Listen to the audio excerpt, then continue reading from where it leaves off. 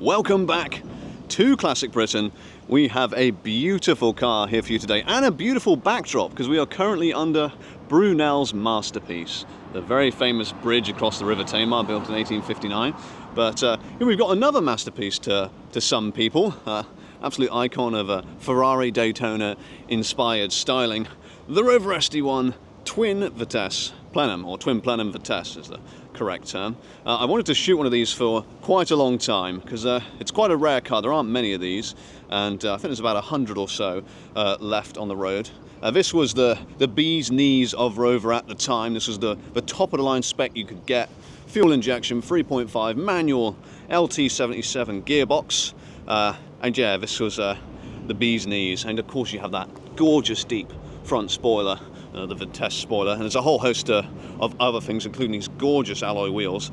But I've been chatting to the owner of this car for a few years now, maybe 3-4 years now. I've been meaning to come film this car forever, but we finally made it up here, and it's been a labour of love from a bare shell that was probably destined to be scrapped to what it is today. So we'll have a quick little preview inside. Look, it is a gorgeous car, and in just a few minutes we'll take this bad boy out for a spin, but we'll come over and say hello. How are you? Hi there, how you doing? I'm good, I'm good. What's the story on this car? Okay, so the story on this car is that I had my rose tinted glasses on one night. Having owned 3 of them back in the day, I was flicking through eBay and found a Vitesse shell up for sale, stripped out. It's just a rolling shell up in Norfolk. I think I paid 200 quid for it. Cost me 400 quid to bring it down to Cornwall on the back of a trailer. I then spent 4 years collecting bits off eBay to rebuild it, and that's it really. It's simple as that. And what year did you buy the shell? Ooh, it was probably about 11 years ago now, I guess. And how long did it take you to get it to this point?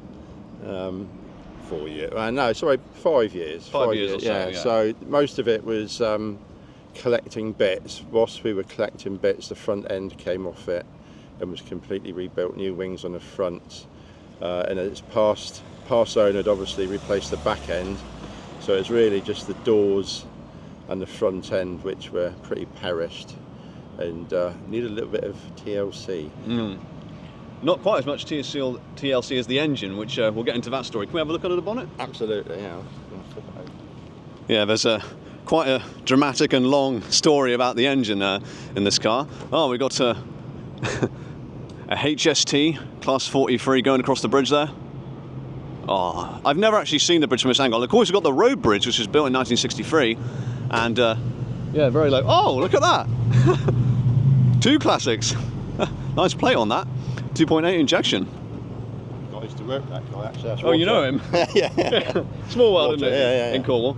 So, can you give us a long and woeful story about the engines in this thing? Okay, so as the car was just a rolling shell, it had no engine.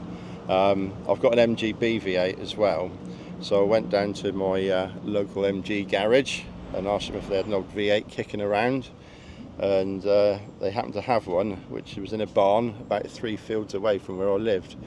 So I went to have a look at it, and it was only a twin Plenum, wasn't it? So I actually found the correct engine for the car. Wow. So that was completely stripped and rebuilt, did that myself, but was a little bit worried by a ticking noise. So I went into the garage for diagnosis.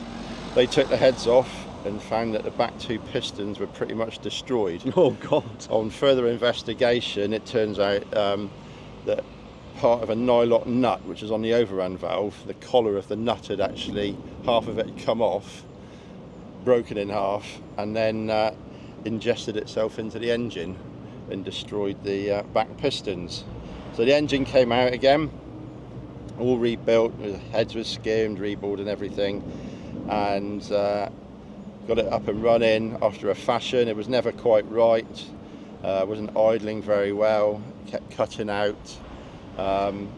It went to a series of probably about 5 or 6 different garage specialists who failed to diagnose the problem. So I put a plea out on Facebook, and I got a message from Ken Clark, and he said, yeah, I'll have a look at it for you. So I shipped it off to Leicester, whole car. A couple of days later, he gave me a bell and said, yeah, I found the fault. It was your camshaft. One of the lobes has gone. And he reckoned it was probably a bad casting or something like that, because it was a next to new camshaft. Yeah, it happens. Yeah, and he said 75 quid for a new camshaft, but all that metal's in your engine. Oh no! So yeah, so I said, yeah, just do it. So he then proceeded to take the engine out. It went off to John Eales, who completely rebuilt the engine again, and fettled with the twin Plenum setup, because the spindle on that had twisted, so the butterflies weren't balanced. So he's put a whole new system in there with a centre pull throttle on it, and here we are. It works now. Finally. Yeah. Yeah. What's the story on the twin Plenum itself? Isn't it something to do with Lotus were involved with it? Yeah. You're gonna ask me how to say homologation now. I said it. There you go. Homologation. Yeah. So I think they built. It's never recorded, but I think there were about 500 cars made, and so it was legal to go racing with, basically. And yeah, so there's all sorts. So the early twin Plenums were done by Lotus. They messed around with the rockers. They were all kind of welded up, so they're no longer adjustable. And yeah, so again, unconfirmed. Some people tell you that the engine's just your standard 190 Vitesse single Plenum. Others say it's larger than that, but it's unknown really what the true output is. So is it standard now after it went to John, or is it? It's standard, yeah. Standard engine. Just yeah. Because the whole idea of the car, it was built for just to be used every day, and hence I didn't polish it underneath and the wheel arches, and I did that with the MG and quickly realised that cars get dirty underneath. So yeah, I didn't bother so much with this one. So yeah, that's how it is. What's the exhaust system on it? That's quite nice. We'll get you a shot of that in a minute. So yeah, they're stainless manifolds. So I bought the exhaust off a chap up in Cheltenham who'd actually done a twin turbo on his Vitesse, and then found out that the exhaust that I've now got wasn't quite big enough, so he's actually got a massive system on his now. Which is quite funny, because if we show you the size of the exhaust, it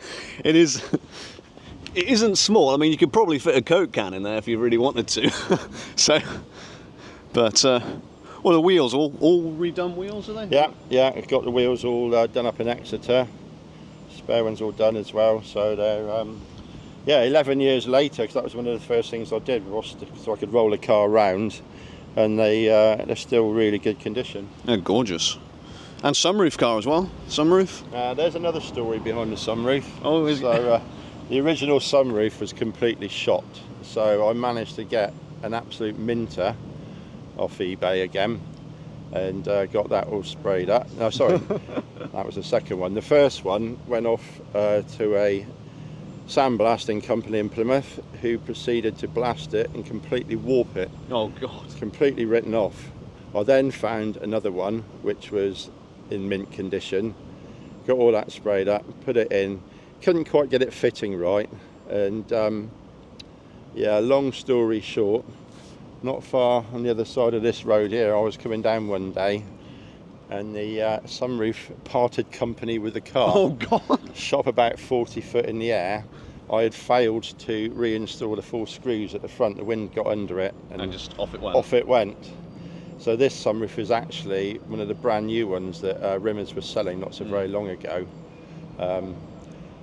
And yeah, I still can't get it to fit correctly. No. Every time I get it right, it comes off the little ski ramps at the back. So, but it stops the rain getting in. Well, with the luck of the car so far, we should probably move from under this bridge, because it might fall down at any moment.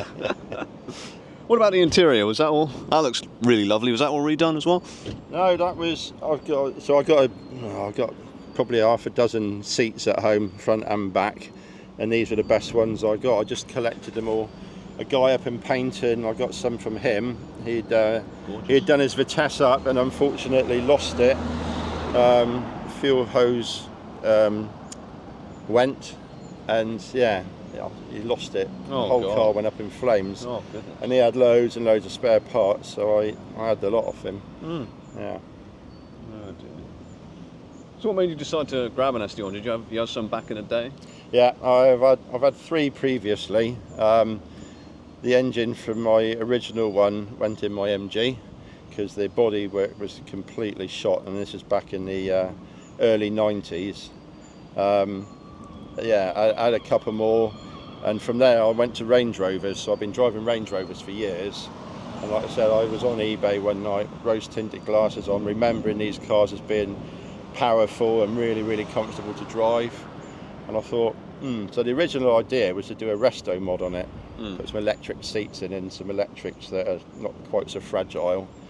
But when I actually got that twin plenum engine, I thought I've actually got to make this right. So yeah, original twin plenum. Yeah, so hence it's completely standard now. Tell us a story on the MG quickly, because you told me on the way here, and that was quite a good story with the wife. So the MG was originally a GT 1969 car, which was given to him for my 18th birthday.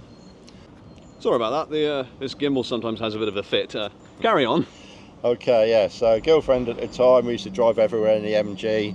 We split up because we were only about 18 at the time. Ended up getting together again 25 years later, and of course I've still got the MG. So yeah, it didn't look quite the same, so I rebodied it with one of the very early Heritage shells. I think I had the 11th one they made, and put the V8 in it and completely overhauled it. So yeah, 2 V8s. Excellent. Shall we start her up and take it for a spin? Absolutely, let's do it.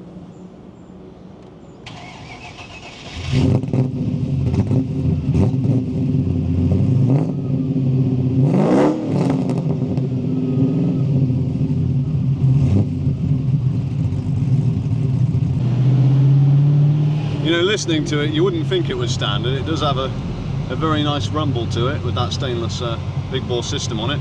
We're directly under Brunel's masterpiece. We're going straight underneath it right now. There's a beautiful view of the harbour. We're right on the water side there with the Britain's most patriotic pub, the Union Inn. It's been a long time since I've been in an SD1. My mum's has been off the road for, well, not off the road, but hasn't been in use for a little while.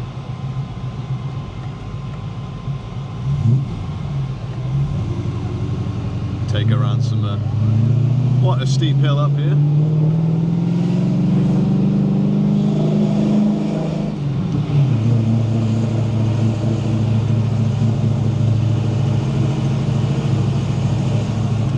Oh, that sounds lovely. The 20 mile an hour speed limit. Yeah, up that hill. How did you feel when you finally drove it after all that time and money invested in it? I did have a big grin on my face, I must admit. So yeah, it took me back to my younger days when I used to drive them all the time. It was obviously, you know, at that point they were just old cars, you know. Yeah. Cheap and cheerful. Yeah, I think I paid £500 for my last one, and I sold it because the Nivermat self-leveling suspension had gone, and I can remember this was back in the early 90s, put it in the garage to get them replaced and finding out they were something like 250 quid each. Then? Which was, yeah, back then, Yeah, which was more than the value of the car. But I actually sold it for 500 quid. For, I think it went down somewhere near where you live, actually, somewhere down in Penzance. Oh, right.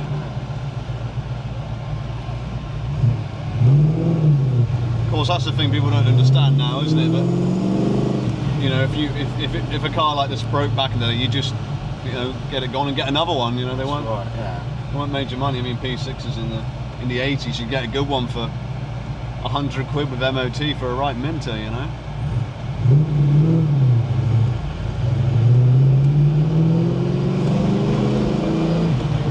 Did you get a lot of good reactions to this car? People looking, smiling? It is, yeah. It brings a little grin to your face because, yeah, it's people of my generation, yeah, all the heads turn. Well, even younger people, they hear it coming, obviously, and kids would be looking and pointing all the time. What's that? Kind of makes it worthwhile, I guess, after you spend so much time and effort doing it. Yeah. I mean, I do like these cars. They're great fun. I've had, I think 5 or 6 of these SD1s. I had a V8S Auto, which is quite a rare car. That was the top of the line spec for the Series 1 cars, and this is the top of the line spec for the later cars. Obviously, these were hugely successful in Group A racing, and of course, touring car championship winners. They came first, second, and third. I can't remember what year it was now. There's some fantastic footage on YouTube of these cars racing, and they were very, very successful. Of course, the styling from the Ferrari Daytona on the front end, everyone loved it. It was a revolution. It was the first time Rover had truly made like a racing sort of car before. I mean, the P6 was out of character for them, but this was just a whole new level of different for Rover. Really was a revolution at the time. You mentioned the touring cars, so for those people that don't know, Ken Clark, who took this car on and sorted the engine out for me, was actually the chief mechanic at TWR at the time and built those winning cars back in the day. Yeah, he's somewhat of a legend in the SD1 community. He's got quite a few rare ones. I saw he's got a Cat twin turbo SD1 that I saw at the NEC, and that was quite an amazing thing. Can't be many of those around either. I think that might be the only one actually. There were a few companies who did them. Janspeed,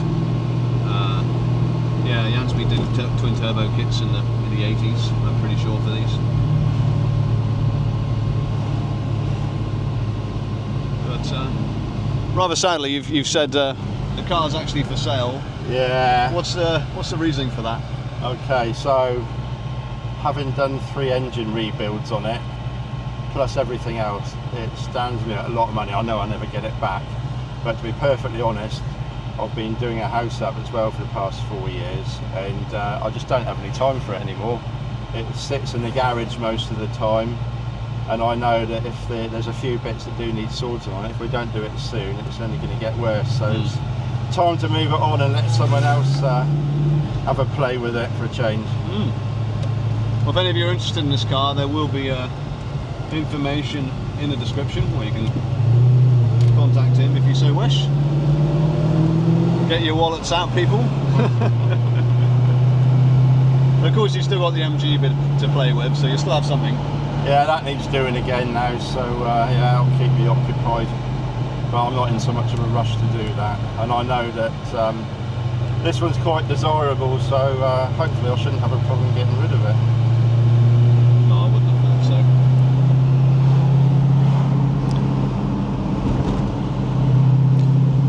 One thing I will say about the SD1 is the comfort. I've always found these cars to be very comfortable, very nice riding. It's a strange ride, the SD1. You have a firm suspension. You can feel the bumps, but it's still really comfortable. The seats hold you quite well. Obviously, we will talk about the elephant in the room when these things were built, the horrific build quality. My Lucas, the co-host of the channel, he hasn't been on in a little while, but he was a foreman at British Leyland back in the day, and he said the people who built these cars, to put it bluntly, didn't give a monkeys about them. So they were really slapped together, and of course you had the glove boxes filling up with water, switches breaking. The 2.6s were horrifically unreliable at the time. There's a bit of a discussion or disagreement in the SD1 community if the 2.6 is really that bad. Personally, I don't think they're that bad. Sand in the casting blocks with the 2.6 engines, but apparently.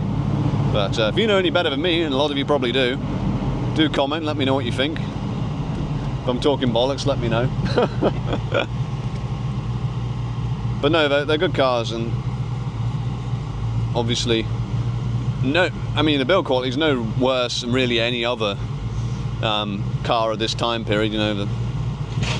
The Opel Mantas, the oh my goodness, yep, you just cut right in front of us, didn't you? But of course, I think the reason people were so horrified was because Rover were known for quality. and for them to make a car that wasn't very well put together was quite an outrage for all the wealthy, distinguished people who bought them. But these were very, very ahead at the time. You have this sort of, on the Series 2 cars, this very space age sort of dash. The clocks go to the right rather than a round dial. All very revolutionary stuff at the time. So, and of course that's styling by Spanking, not Spanking. Oh god, or was it Spanking? I was actually late to this shoot. I'm normally on time. God, that sounds nice. Yeah, I was actually late because I was up till about 1 in the morning, so I'm quite tired and I overslept. So I probably made several mistakes in this video, but comment down below, let me know what those mistakes were. Probably a lot of them.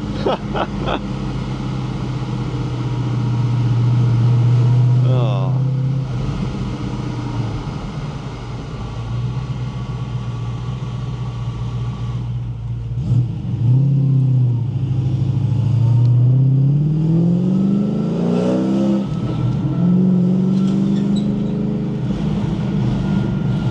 You guys probably can't hear it, but you do get a backfiring from the exhaust when you back off. It does sound rather lovely.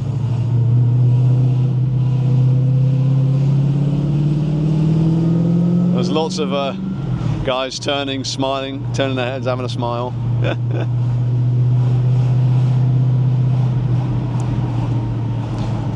It is one of those cars that you don't really see anymore on the road. I've seen quite a lot of P6s on the road.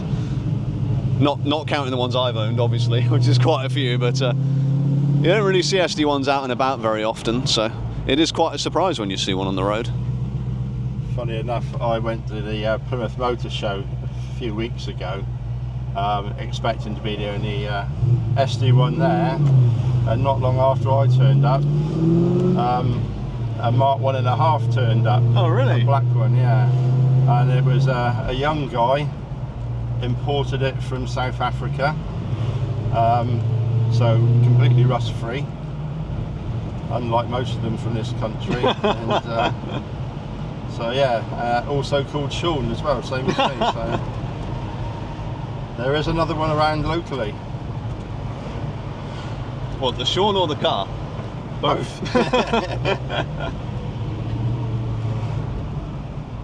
Oh dear. Okay.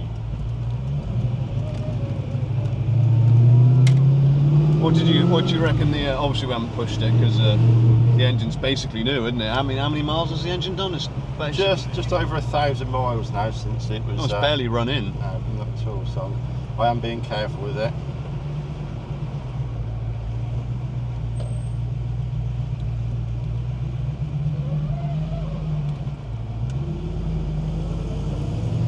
Should have put some fuel in it as well. Yeah. The lights come on. Yeah, they are a bit thirsty. We'll be sorry when it goes. I will be, but like I said, I